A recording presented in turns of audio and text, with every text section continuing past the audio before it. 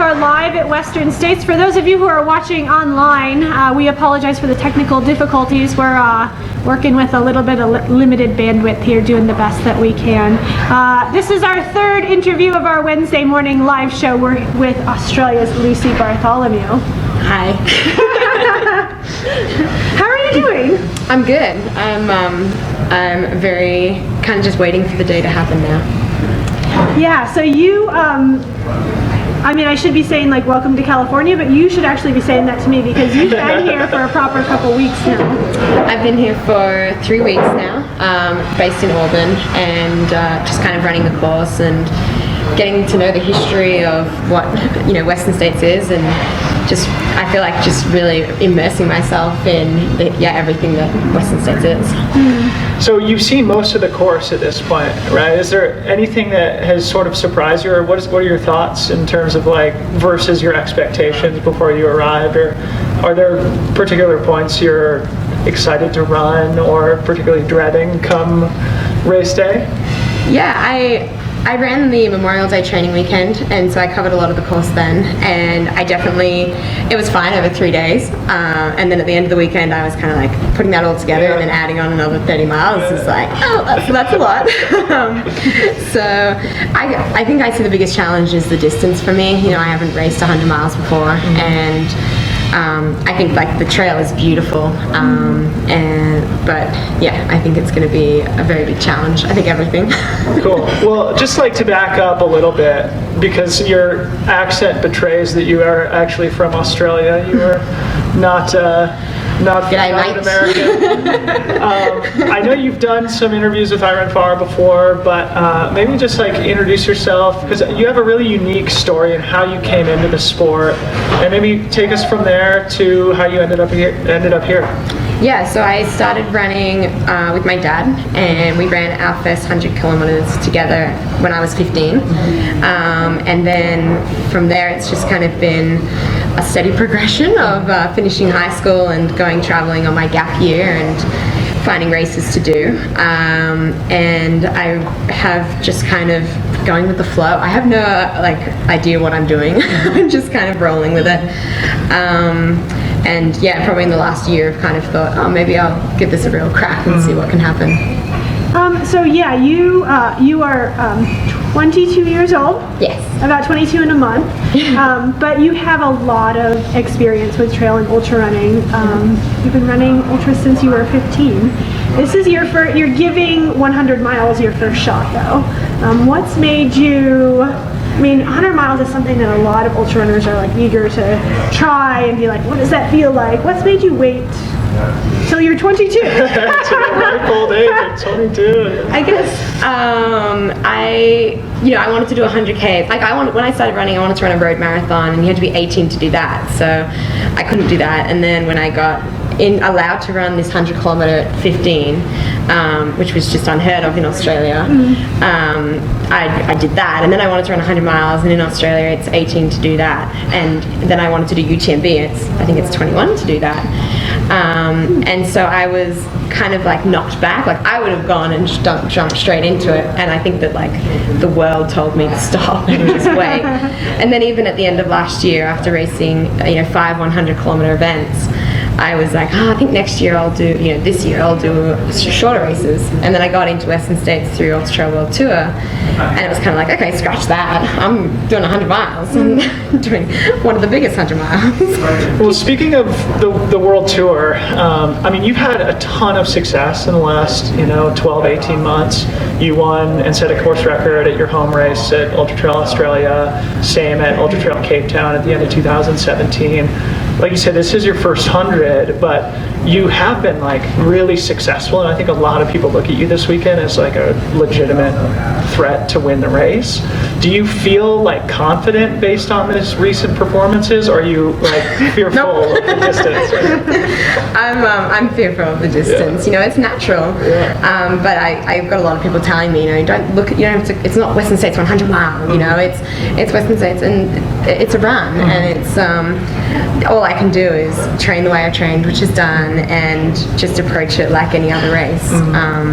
I ran the TDS in Chamonix in the part of the UTMB weekend, and so I've been out for 19 hours. Right. So the hours aren't intimidating. It's just covering that extra 40 Ks. And hopefully this, same amount of hours, right? Yeah. Yeah, once you're out, you might as well just keep going. So talk to us a little bit about being based in Auburn for a couple weeks, because you're surrounded by the Western States community there. I'm sure every single person has given you a piece of advice. Yeah. Do this, don't do that. What's it been like, and how have you sort of learned, but at the same time absorbed it into your own way of approaching this race? Yeah, it's been super fun. I was picked up from the airport by a guy who I didn't know, and he's a 10-time finisher. And then that night we went for a run with Tim Tweetmeyer, who I was like, I didn't really know. Legend. And then I was taking a lot of selfies when I found out who he was. But I listened to advice. I had the Memorial Day training weekend, heaps of people, and it's so lovely that they're willing to share their knowledge with me. But I'm very aware that I kind of take advice and I'll be like, I have a plan, but it'll change and turn to poo pretty early on. But is there any advice that stuck with you that people like Craig or Tim have? Yeah, probably don't go out hard. It's a long way. That's good advice. That's very good advice. The general rules, like the race starts at Forest Hill. So that's kind of something I've heard on repeat. But again, I'm just I'll just roll with whatever happens out there. We asked Courtney Dauwalter the same question a few minutes ago, but I'm going to ask you also, you've run at the front of a lot of races in the last year and a half or so, but this is a race where there are a lot of high quality women starting on Saturday. You're going to be running with them. They'll be coming past you during high moments. You'll be going past them during your own high moments. Have you thought at all about that extra variable in this race, that competitive dynamic? Yeah, I'm just honored to be amongst these girls. I mean, these are ones that I follow on social media, and I'm tempted. I want to take my phone and take selfies with them out there to think that I'm running with them. Even on the start line, I'll be stoked. So I'm just kind of, I'm happy to be around them if I'm around them, but I'm not really worried about what they're doing. I just want to complete my first 100 mile. I want to experience Western States, and I want to do it in a way that makes me want to run 100 miles again, and I think that's why starting 100 Ks at 15, I finished that race because I was going at my dad's pace. Not to say that it was slow, but I finished and went, oh, that was awesome, I want to do it again. And I want to leave everything out at Western States, but I also want to be like, that was awesome, I want to do it again. I want to ask you about one of the critical environmental variables of Western States, the heat. As the days go by, the forecast is getting warmer and warmer. Now we're in the category that this could be top 5 hottest races of all time historically. But where you come from, you have quite hot summers.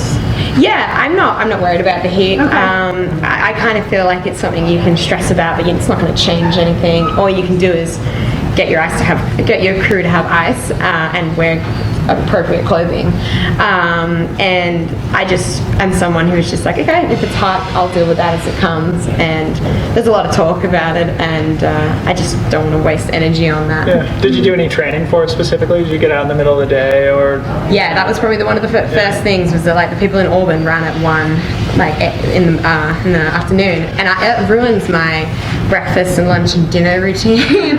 And I'm a very morning person, and then I kind of get lazier and lazier. So they had to drag me out a few times, but it was I've gotten out in the heat and experienced it, and I did a bit of sauna stuff in Australia, whether that helped or not. It was just kind of nice. It'll help.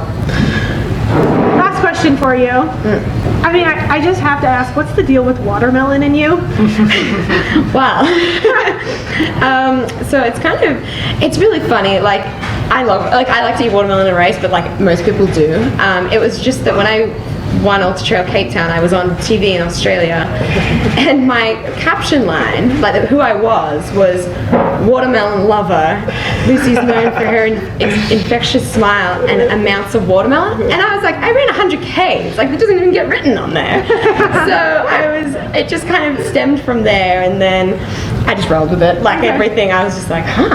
And then everything got designed and t-shirts, which was sent out around the world, and now it's kind great. of, yeah, my thing.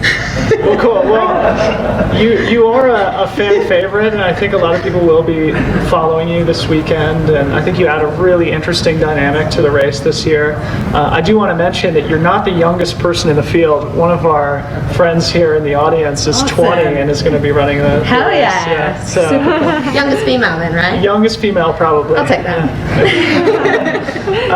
Well, thank you so much for joining us, and good luck on Saturday. Thank you. How about a round of applause for Lucy Bartholomew? Thank you. Cool, and we'll be right back with Chris Brown. Yo!